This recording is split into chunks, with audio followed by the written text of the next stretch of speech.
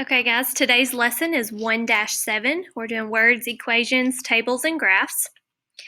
This first example here, in a game of What's My Rule, Kenna picked the card shown to the right. Make a table for 4 different domain values and write an algebraic expression for the rule. Then state the domain and range of the relation. So the card over here that she chose says double a number, then add 3. So to double a number, that just means you multiply by 2. We don't know what the number is, so that's our variable. So 2x, and then you add 3. So 2x plus 3. That is our rule. So in this table, we have a place for x, the rule, and y. Okay, your x coordinates, or numbers, values, are your domain. So when it says 4 different domain values, it just means you get to choose what 4 numbers to plug in for x. Okay, so here's x, here's the rule. If you notice, we are just plugging x into those rules. Y is just the answer you get when you work this out. Okay, so then when it says state the domain and range of the value, domain is just your x values, range is your y values.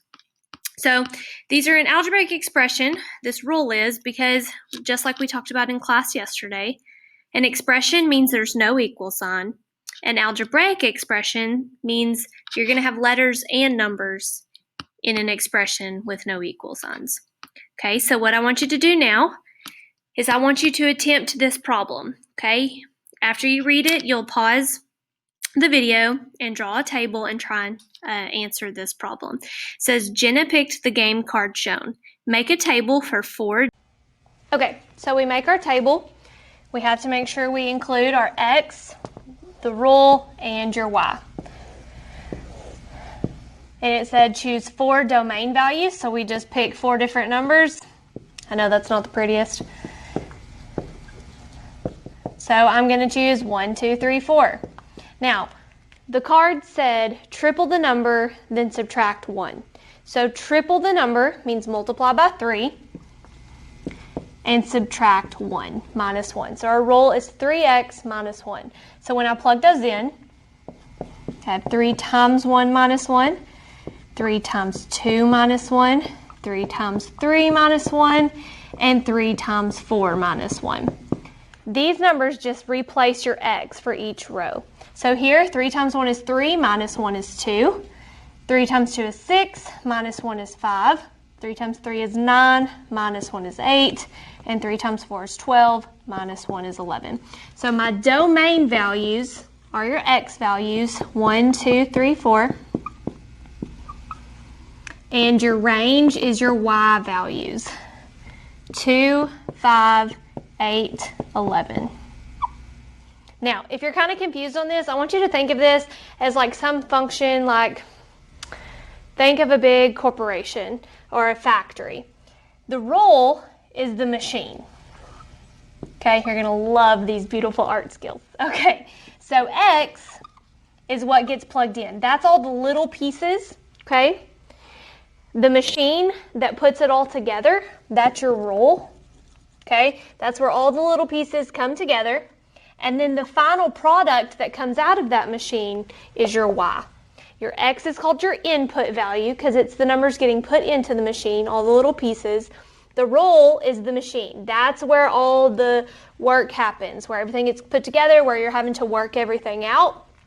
What you get as your answer, Y, your output, the final product is your Y. I do example 2 now. It says the navigation message from a satellite to a GPS in an airplane is sent once every 12 minutes. Write an equation to find the number of messages sent in any number of minutes.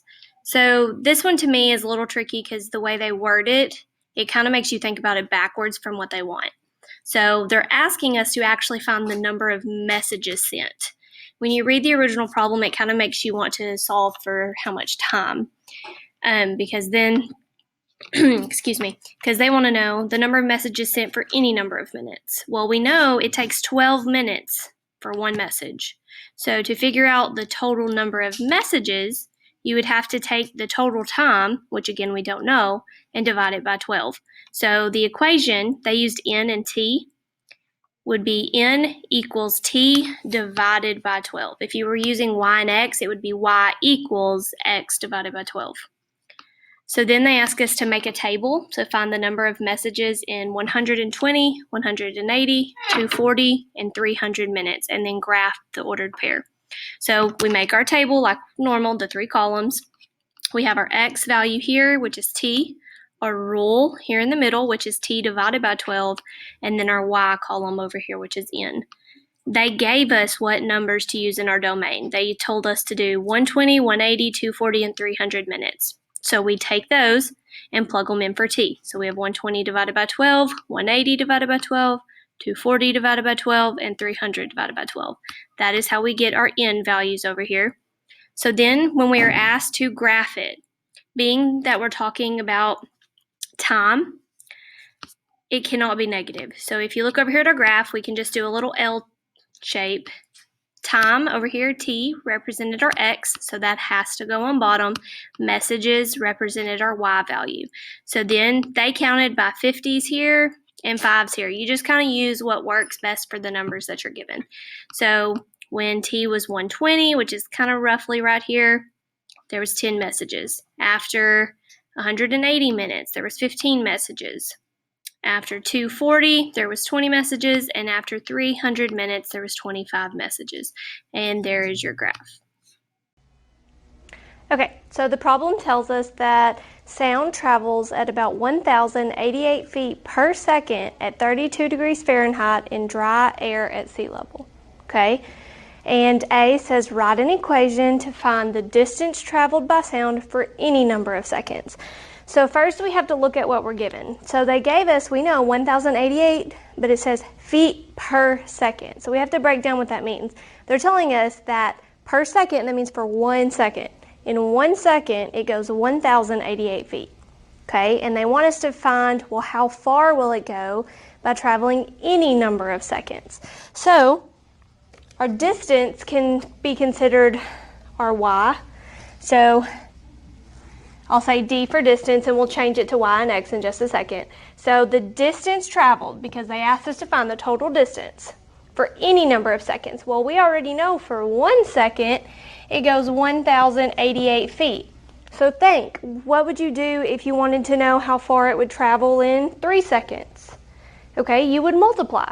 So that number you would multiply by 3, for example, that's going to be our variable x, or s for seconds. So I'm going to change this to y, and there's our equation for the total distance when they go 1,088 feet per second for any number of seconds.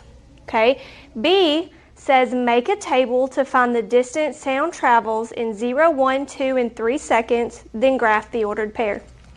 That's another way you can just double check yourself. They said 0, 1, 2, 3 seconds. They always give us domain values if they give them to us. So those have to be your x. So if we go back up here, we said this represented our seconds. So therefore we can kind of double check ourselves that we got it right there. So when you're making your table, just like earlier, we have our x, our rule, and y. They told me for 0, 1, 2, and 3. So there are those values. Now, if you're trying to figure out your rule, you look back up at your equation. We know y is our output, or what we're solving for. So if we come up here, it's just backwards. Y equals, well, y equals. This is your rule, the part that you're computing. 1,088x times x. So here I have 1,088 times 0, 1,088 times 1, 1,088 times 2, and 1,088 times 3. Hold on 1 second, let me grab my calculator.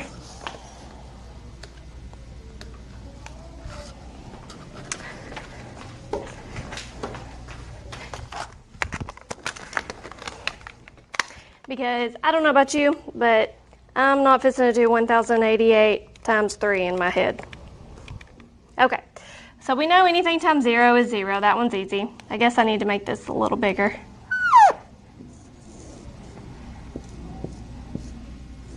Because we have 1,088 2,176, and 3,264.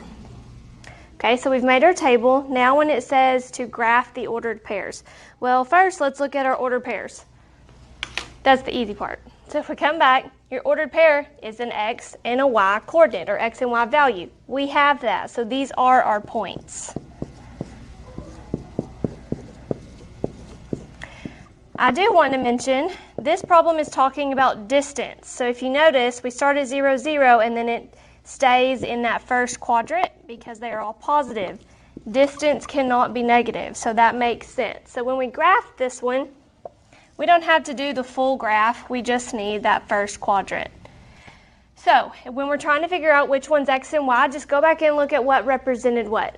On here, x, our domain values, that represented the seconds. So our seconds will go on bottom. It's always good to label your graph.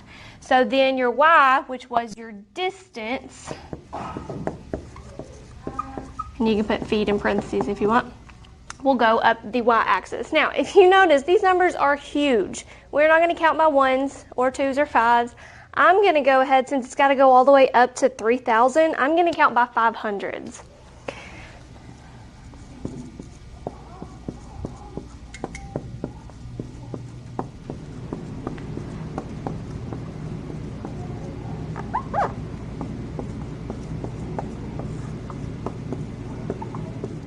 Barely fits on there. And then on this way, I'll still count by ones. So our first point, 0, 0. That one's easy. Now, 1,088. Obviously, I'm not going to be exact, so you just have to get really close for it to represent. So 1, here's 1,000. 1,250 is right here, so it's probably like right there. Okay, then for 2, we have 2,176. For 3, we have 3,264. It didn't say to draw a line through them, it just said graph them in a coordinate grid. So there is our problem and our graphs.